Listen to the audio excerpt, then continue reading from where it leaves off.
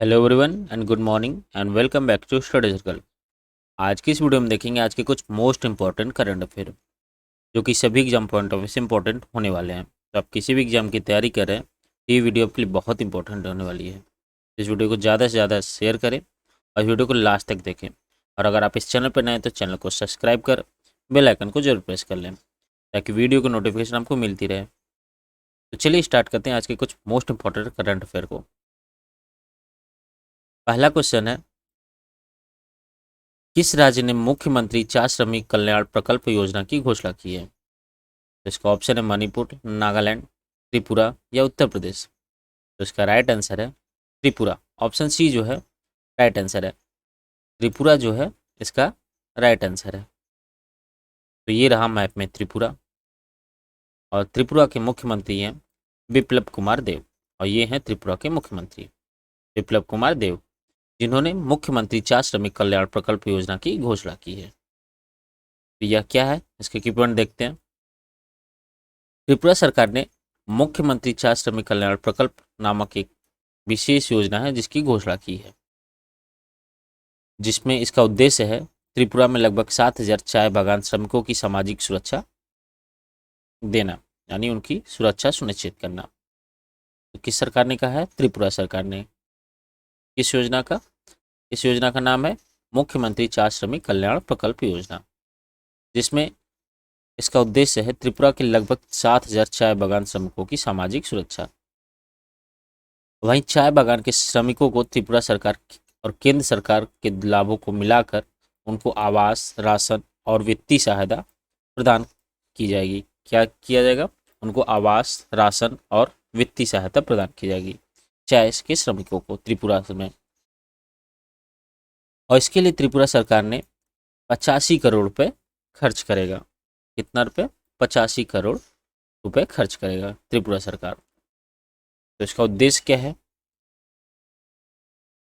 इस योजना का उद्देश्य है चाय श्रमिकों को मकान निर्माण के लिए भूमि उपलब्ध कराना और बंद पड़े चाय बागानों को भूमि को सहकारिता के माध्यम से लीज पर आधारित आवंटित करना और सभी पात्र परिवारों को प्राथमिकता समूह राशन कार्ड और सामाजिक पेंशन प्रदान करना और उनको मातृ और शिशु स्वास्थ्य देखभाल सहायता और स्वास्थ्य बीमा प्रदान करना, विकलांग व्यक्तियों के लिए सहायक उपकरण प्रदान करना और चाय बागान के श्रमिकों के लिए घरों में पेयजल, बिजली, शिक्षा और स्वास्थ्य सुविधाओं जैसी बुनियादी सुरक्षा प्रदान करना। ये इस योजना का उद्देश्य है। तो त्रिपुरा में चाय की खेती होती है, सबको पता है। तो यहाँ पे 7,000 चाय बागान श्रमिकों में लगभग 75% जो है महिलाएं ही हैं, यानी 7,000 चाय बागान श्रमिक में से 75% महिलाएं ही हैं। और पूरे त्रिपुरा में 54 चाय बागान है, जिसमें 21 चाय जो प्रसंस्करण कारखानों के माध्यम से चाय का उत्पादन किया जा रहा है। कितने हैं? 54 चाय बागान है और 21 चाय प्रसंस्करण कारखाने के माध्यम से चाय का उत्पादन किया जा रहा है। और यहाँ पे लगभग 75% महिलाएं काम करती हैं चाय के बागानों में। और वहीं चाय का जो मुख्य उत्पादन होता है सिपाहिलजा, ऊनाकोटी, पश्चिम त्रिपुरा और उत्तरी त्रिपुरा के जिलों में वितरित किया जाता है। यहाँ पे जो चाय का उत्पादन होता है मुख्य रूप से सिपाहिलजा, ऊनाकोटी, पश्चिम त्रिपुरा और उत्तरी त्रिपुरा जिलों में वितरित किया जाता है। अगला क्वेश्चन है, किस सरकार ने माई ईवी पोर्टल लॉन्च किया है? इसका ऑप्शन है उत्तर प्रदेश, बिहार, मध्य प्रदेश या दिल्ली। इसका राइट ऑप्शन है दिल्ली। ऑप्शन डी जो है दिल्ली इसका राइट आंसर है। तो दिल्ली सरकार ने माई ईवी पोर्टल लॉन्च किया है। तो ये रहा मैप में दिल्ली और ये है दिल्ली के सीएम अरविंद केजरीवाल। तो हाल ही में दिल्ली में इलेक्ट्रिक ऑटो की खरीद के लिए और उसके पंजीकरण के लिए दिल्ली सरकार ने एक ऑनलाइन पोर्टल लॉन्च किया है जिसका नाम है माई ईवी। किसने किया है? दिल्ली सरकार ने किया। क्यों किया है? इलेक्ट्रिक ऑटो की खरीद और पंजीकरण के लिए एक नया पोर्टल, ऑनलाइन पोर्टल लॉन्च किया जिसका नाम है माई ईवी पोर्टल। तो यह क्या है? तो माई ईवी पोर्टल जो है convergence and energy services limited यानी सेल्स के सहयोग से, किसके सहयोग से? सेल्स के सहयोग से दिल्ली सरकार द्वारा विकसित किया गया है। किसने विकसित किया? सेल्स। सेल्स का फुल फॉर्म है कन्वर्जेंस एनर्जी सर्विस लिमिटेड। यह पोर्टल जो है दिल्ली सरकार के परिवहन विभाग की वेबसाइट पर सभी के लिए बनाया गया है। दिल्ली सरकार की ओर से ऑटो के लिए करीब 4,261 लेटर ऑफ इंटेंट दिए जा रहे हैं और साथ ही महिलाओं के लिए 33% आरक्षण का प्रावधान है इसमें। तो ये किसके लिए है? ऑटो खरीद और उसके पंजीकरण के लिए। अगला क्वेश्चन है कौन सी सरकार वाहिनी योजना शुरू करेगी? तो इसका ऑप्शन है सिक्किम, झारखंड, केरला या त्रिपुरा। तो इसका राइट ऑप्शन है ए। ऑप्शन ए जो है राइट आंसर है। सिक्किम सरकार जो है वाहिनी योजना शुरू करने वाली है। तो ये रहा मैप में सिक्किम। सिक्किम के सीएम हैं प्रेम सिंह तमांग। प्रेम सिंह तमांग जो है सिक्किम के सीएम हैं। तो यह योजना क्या है आइए देखते हैं इसकी की पॉइंट में।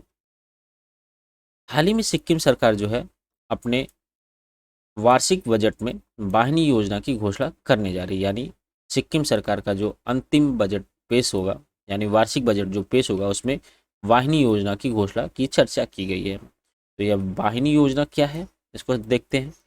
वाहिनी योजना जो है इसका मुख्य उद्देश्य है माध्यमिक और वरिष्ठ माध्यमिक विद्यालय में और वहाँ पे पढ़ने वाली लड़कियों को 100% मुफ्त और सुरक्षित सैनिटरी पैड प्रदान करना। यानी इसका मुख्य उद्देश्य है लड़कियों को 100% मुफ्त और सुरक्षित सैनिटरी पैड को प्रदान करना, यानी उनको फ्री में देना।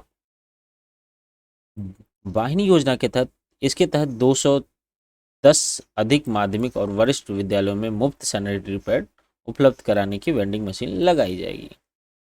यानी वहाँ पे सैनिटरी पैड के लिए वेंडिंग मशीन लगाई जाएगी। और ये योजना जो है सिक्किम में सरकारी स्कूलों में पढ़ रही लगभग 18,665 लड़कियों को कवर करेगा। यानी सिक्किम में सरकारी स्कूलों में लगभग 18,665 लड़कियां हैं जिनको यह मदद करेगा। तो इसका उद्देश्य क्या है? इस योजना का उद्देश्य है, मुख्य उद्देश्य है लड़कियों को स्कूल छोड़ने पर अंकुश लगाना, यानी लड़कियां स्कूल न छोड़ें। और एक अंतर्राष्ट्रीय एनजीओ के तहत, अंतर्राष्ट्रीय एनजीओ कौन सा है? Water aided India. Water aid India के अनुसार उचित स्वच्छता और सुरक्षा सुविधाओं और सैनिटरी नैपकिन की कमी होने के कारण 23% लड़कियां जो होती हैं स्कूल छोड़ देती हैं। क्यों छोड़ देती हैं? स्वच्छता सुविधाओं के और सैनिटरी नैपकिन की कमी के कारण 23% लड़कियां जो होती हैं स्कूल छोड़ देती हैं। और यह योजना जो है स्कूल जाने वाली लड़कियों के बीच मासिक धर्म और स्वच्छता के बारे में जागरूकता भी बढ़ाती है। यानी लड़कियों के अंदर जागरूकता भी बढ़ाती है। इसके लिए यह योजना का मुख्य उद्देश्य यही है। और इसका प्रयोग 2018 में हो चुका था। वाहिनी योजना जो थी इसका प्रयोग 2018 में सिक्किम सरकार द्वारा किया जा चुका है, लेकिन पैसे की कमी के कारण कुछ वेंडिंग मशीनें खराब हो गई और सैनिटरी पैड का स्टॉक भी कम हो गया जो समय पर नहीं मिल सका, जिसके कारण यह बंद हो गया। और इसका सबसे ज़्यादा महत्वपूर्ण इसलिए शुरुआत किया गया था कि खास करके ग्रामीण सिक्किम में, यानी सिक्किम का जो ग्रामीण इलाका है वहाँ दूर दराज और कठिन इलाकों के कारण लड़कियों के लिए सैनिटरी पैड की उचित उपलब्धता नहीं थी, जिसके लिए यह शुरू किया गया। और यह भारत में पहली बार हुआ है, यानी भारत में पहली बार और पहला राज्य है जिसने कक्षा 9 और 12 में पढ़ने वाली सभी लड़कियों को कवर करने का फैसला लिया है। और इस योजना के तहत स्कूलों में पैड डिस्पोजल के लिए इंसिनरेटर भी लगाए जाएंगे। यह वाहिनी योजना जो है इसमें आंगनवाड़ी व आशा के कार्यकर्ता को शामिल किया जाएगा। तो यह वाहिनी योजना जो है बहुत ही महत्वपूर्ण योजना है लड़कियों के लिए, जो कि सिक्किम सरकार और भारत में पहली बार और पहला ऐसा राज्य है जिसने यह योजना शुरू किया है। अगला क्वेश्चन है किस योजना के तहत जन औषधि केंद्रों में अब न्यूट्रास्यूटिकल उत्पाद मिलेंगे? तो इसका ऑप्शन है दवा वितरण, प्रधानमंत्री भारतीय जन औषधि परियोजना, चिकित्सा सेवा योजना, या इनमें से कोई नहीं। तो इसका राइट ऑप्शन है बी। ऑप्शन बी जो है राइट आंसर है। प्रधानमंत्री भारतीय जन औषधि योजना के तहत ऑप्शन बी जो है राइट आंसर है। प्रधानमंत्री भारतीय जन औषधि परियोजना के तहत अब हर जन औषधि केंद्रों पर अब न्यूट्रास्यूटिकल उत्पादन मिलेंगे। तो आइए देखते हैं यह क्या है। प्रधानमंत्री भारतीय जन औषधि योजना केंद्रों में अब न्यूट्रास्यूटिकल उत्पाद मिलेंगे। तो यह प्रधानमंत्री भारतीय जन औषधि परियोजना क्या है? तो यह एक रसायन और उर्वरक मंत्रालय के फार्मास्यूटिकल विभाग द्वारा शुरू किया गया था। कब किया गया था? 2008 में इसे शुरू किया गया था और 2015 में इसे प्रधानमंत्री नरेंद्र मोदी द्वारा फिर से लॉन्च किया गया। यानी 2008 में शुरू किया गया था लेकिन 2015 में इसे लॉन्च किया गया। प्रधानमंत्री भारतीय जन औषधि परियोजना को pharmaceutical and medical devices bureau of India यानी पीएमबीआई द्वारा कार्यान्वित किया जाता है। इसके द्वारा कार्यान्वित किया जाता है pharmaceutical and medical devices bureau of India के तहत इसे कार्यान्वित किया जाता है। तो इसका उद्देश्य क्या है? तो इसका उद्देश्य है भारत में सस्ती कीमतों पर सभी को जेनेरिक दवाएं उपलब्ध कराना और सभी को विशेष रूप से गरीबों और वंचितों के लिए गुणवत्तापूर्वक दवाइयों का सुनिश्चित करना और शिक्षा और प्रसार के माध्यम से लोगों को जेनेरिक दवाओं को प्रति जागरूक करना। यानी जेनेरिक दवाओं को कम दाम में उपलब्ध कराना, ये इसका मेन उद्देश्य है। एक नया वर्ड है न्यूट्रास्यूटिकल। न्यूट्रास्यूटिकल क्या है? तो न्यूट्रास्यूटिकल कोई भी खाद्य संबंधी पदार्थ है जो स्वास्थ्य और चिकित्सा लाभ प्रदान करते हैं। यानी एक खाद्य पदार्थ ही है जो स्वास्थ्य और चिकित्सा लाभ प्रदान करते हैं। ये वो चीज़ है जो कुछ बीमारियों को रोकने और उनका इलाज करने में भी मदद करते हैं। जैसे इसमें कुछ उत्पादों में प्रोटीन पाउडर होते हैं, प्रोटीन बार होते हैं, मल्टी आधारित खाद्य पदार्थ होते हैं, इम्यूनिटी बार होते हैं और विटामिन सप्लीमेंट आदि इसमें शामिल होते हैं। किसमें? न्यूट्रास्यूटिकल प्रोडक्ट में। ये ऐसे प्रोडक्ट हैं जो खाने लायक होते हैं, जिनको खाने से कुछ बीमारियों को रोकने और उनका इलाज करने में मदद करते हैं, जिसमें प्रोटीन पाउडर आते हैं, माल्ट आधारित खाद्य पूरक, इम्यूनिटी बार और विटामिन सप्लीमेंट आदि शामिल हैं इसमें।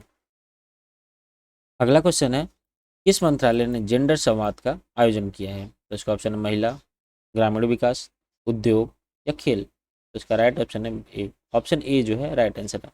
महिला मंत्रालय ने जेंडर संवाद का आयोजन किया है। इसके की पॉइंट है ग्रामीण विकास मंत्रालय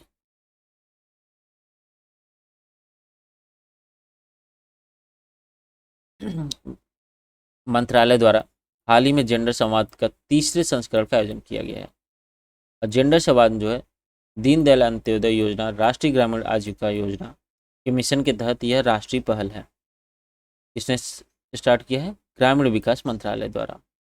और जेंडर संवाद का पहला उद्देश्य जेंडर लेंस के साथ पूरे भारत में हस्तक्षेप पर जागरूकता पैदा करना। और जेंडर संवाद की तीसरे संस्करण की थीम क्या थी? Promotion of food and nutrition security through women's collectives. यानी जेंडर संवाद का यह तीसरा संस्करण था जिसका थीम था promotion of food and nutrition security through women's collective. और यह कब शुरू किया गया था? तो यह अंतर्राष्ट्रीय महिला दिवस सप्ताह के दौरान यानी 7 मार्च से 13 मार्च तक आज़ादी का अमृत महोत्सव के तहत ग्रामीण विकास मंत्रालय के प्रतिष्ठित सप्ताह यानी समारोह के तहत जेंडर संवाद का कार्यक्रम आयोजित किया गया था। इस सप्ताह का जो थीम था नए भारत की नारी और आधिकारिक हैशटैग था नए भारत की नारी। अब प्रतिष्ठित सप्ताह का उद्देश्य भारत के ग्रामीण महिलाओं के योगदान का जश्न मनाया गया। यानी इसका थीम क्या था? नए भारत की नारी और इसका मेन उद्देश्य था ग्रामीण महिलाओं के योगदान का जश्न मनाना। अगला क्वेश्चन है भारत का बाजार पूंजीकरण यानी मार्केट कैपिटलाइजेशन विश्व में किस स्थान पर पहुंच गया है? तो इसका ऑप्शन पहले स्थान पर, तीसरे स्थान पर, पांचवें या चौथे। तो इसका राइट ऑप्शन है पांचवें। ऑप्शन सी जो है राइट आंसर है, पांचवें स्थान पर पहुंच गया है। इसका राइट ऑप्शन क्या है? सी। मार्केट कैपिटलाइजेशन में विश्व में किस स्थान पर भारत पहुंच गया है? पांचवें स्थान पर। तो इसका राइट ऑप्शन सी है। तो भारत का जो है इक्विटी बाजार जो है, पहली बार भारत बाजार जो है पूंजीकरण के मामले में दुनिया के 5वें स्थान पर पहुंचा है। किस स्थान पर? 5वें स्थान पर। भारत की रैंक क्या है इसमें? भारत में वर्तमान में यानी करंट में भारत जो है अमेरिका, चीन, जापान और हांगकांग के बाद 5वें स्थान पर है।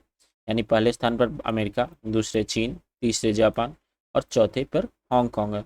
उसके बाद 5वें स्थान पर भारत है, जो कि पहली बार बाजार पूंजीकरण के मामले में दुनिया में 5वें स्थान पर आया है।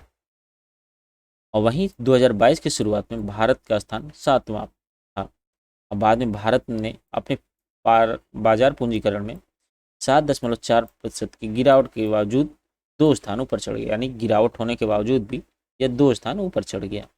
अब भारत का कुल बाजार पूंजीकरण कितना है? 3.21 ट्रिलियन डॉलर है। तो यूरोपीय देशों की रैंकिंग क्या है? तो यूरोपीय देशों की रैंकिंग 2022 की शुरुआत में यूनाइटेड किंगडम और फ्रांस जो है 5वें और 6ठे स्थान पर थे, लेकिन उनकी रैंक गिर गई है और वर्तमान में वह 6ठे और 9वें स्थान पर आ गए हैं। यानी पहले 5वें और 6ठे स्थान पर थे, लेकिन अब यूनाइटेड किंगडम 6ठे स्थान पर और फ्रांस जो है 9वें स्थान पर आ गया है। और जर्मनी रैंक 10वें स्थान पर है। यानी जर्मनी का रैंक क्या है? 10वें स्थान पर है। यही यूक्रेन जो है रूस के आक्रमण से यूरोपीय देशों के बाजार के पूंजीकरण में अधिकतम गिरावट आई है। यानी जो विश्व युद्ध लड़ाई चल रही है यूक्रेन और रूस के बीच में, उससे बाजार पूंजीकरण में गिरावट आई है। वहीं हम बात करते हैं सऊदी अरब की रैंकिंग। तो सऊदी अरब जो पहले 10वें स्थान पर था, अब 3 स्थान ऊपर चढ़ गया, यानी 7वें स्थान पर हो गया है। सऊदी अरब की सरकारी जो तेल कंपनी है आरामको, वो तेल की कीमतों को उछाल से फायदा है। तेल की कीमतों को जब इंक्रीजमेंट हुआ है तो उसको फ़ायदा हुआ है। अरामको का जो मूल्य लगभग है अब कितना हो गया? 2.4 ट्रिलियन डॉलर हो गया है। अगले क्वेश्चन की तरफ बढ़ते हैं। तो क्वेश्चन है, हाल ही में किसने पावर फाउंडेशन की स्थापना की है? तो इसका ऑप्शन अमेरिका, जापान, रूस या भारत। का राइट ऑप्शन है डी। ऑप्शन डी जो है राइट आंसर। भारत ने पावर फाउंडेशन की स्थापना की है। तो मिनिस्ट्री ऑफ पावर ने यह स्थापना की है, भारत सरकार ने। पावर फाउंडेशन जो है बिजली और संबंध क्षेत्रों के लिए सरकार द्वारा स्थापित एक नीति वकालत सोसाइटी है, जो कि पावर फाउंडेशन बिजली मंत्रालय के तत्वावधान में गठित एक सोसाइटी मानी जाती है। और यह NTPC, power grid, REC, PFC, NHPC और एसजेवीएन जैसे प्रमुख ये बिजली क्षेत्र है के सोसाइटी हैं जो अधिनियम के तहत पंजीकृत हैं। तो पावर फाउंडेशन की संरचना कैसे हुई है? तो पावर फाउंडेशन के अध्यक्ष कौन है? आर के सिंह, और बिजली और नवीनीकरण के ऊर्जा मंत्री भी हैं। यह एक खोज व चयन समिति ने पूर्व बिजली सचिव जो थे संजीव नंदन सहाय को पावर फाउंडेशन के महानिदेशक के रूप में नियुक्त किया गया। तो इसके अध्यक्ष कौन है? आर के सिंह। और इसके सचिव कौन है? पावर फाउंडेशन के महानिदेशक कौन है? संजीव नंदन सहाय। अगला क्वेश्चन है, पावर फाउंडेशन के काम क्या हैं? पावर फाउंडेशन के काम क्या हैं? तो इनका उद्देश्य है स्वच्छ ऊर्जा स्रोतों की ओर परिवर्तन में भारत को सहायता करना और राज्य सरकारों के व्यवसाय और अत्याधुनिक अनुसंधान में मदद करना और एक नीति वकालत निकाय के रूप में काम करना और राज्यों को सभी के लिए स्थायी ऊर्जा प्रदान करना। ये इनका मेन उद्देश्य है, इसका पावर फाउंडेशन का।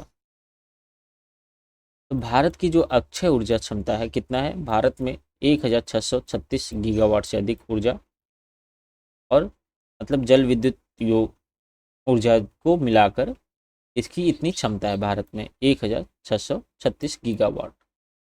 भारत के लक्ष्य क्या है?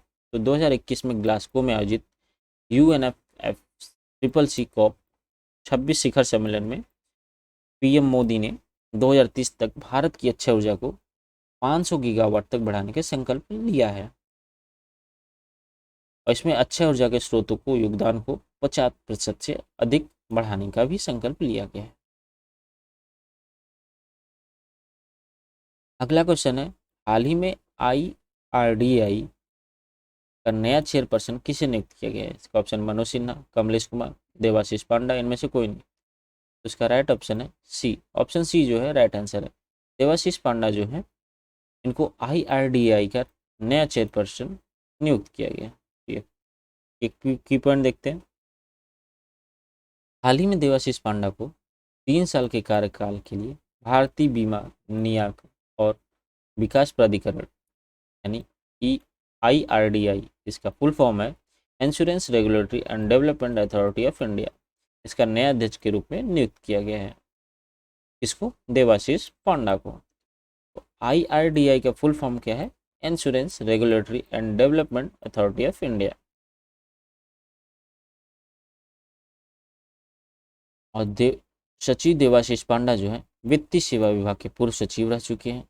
यह एक सेवानिवृत्त IAS अधिकारी हैं जिनको कैबिनेट नियुक्ति समिति द्वारा अध्यक्ष नियुक्त किया गया है। वित्त मंत्रालय में सचिव के रूप में 2 साल सेवा किए हैं। उसके बाद पांडा ने 31 जनवरी 2022 को वित्त मंत्रालय के सचिव के रूप में इस्तीफा दे दिया। मई 2021 में पद खाली होने के 10 महीने के बाद पांडा को IRDAI का अध्यक्ष नियुक्त किया गया, यानी इसके पहले जो इनका पद खाली था मई 2021 से, तो इनको नया अध्यक्ष नियुक्त किया गया है। तो IRDAI क्या है? तो IRDAI का फुल फॉर्म बताया यही है, insurance regulatory and development authority of India. यह एक नियामक संस्था है जो वित्त मंत्रालय के दायरे में आती है। और यह इसका संगठन जो भारत बीमा और पुनर्बीमा क्षेत्रों को लाइसेंस देने के और विनियमितता को प्रदान करने की जिम्मेदारी लेता है। और इसमें अध्यक्ष के साथ साथ भारत द्वारा चुने गए 5 पूर्णकालिक और 4 अंशकालिक सदस्य होते हैं, यानी इसमें 5 सदस्य चुने जाते हैं, इसमें 5 पूर्णकालिक और 4 अंशकालिक सदस्य होते हैं। तो IRDAI का फुल फॉर्म है insurance regulatory and development authority of India. तो ये थी आज के कुछ मोस्ट इंपॉर्टेंट करंट अफेयर। तो इस वीडियो को ज़्यादा से ज़्यादा शेयर करें, लाइक करें, कमेंट करें। और अगर आप इस चैनल पर नए हैं तो चैनल को सब्सक्राइब कर लें। कल फिर मिलते हैं नए करंट अफेयर के साथ। जय हिंद।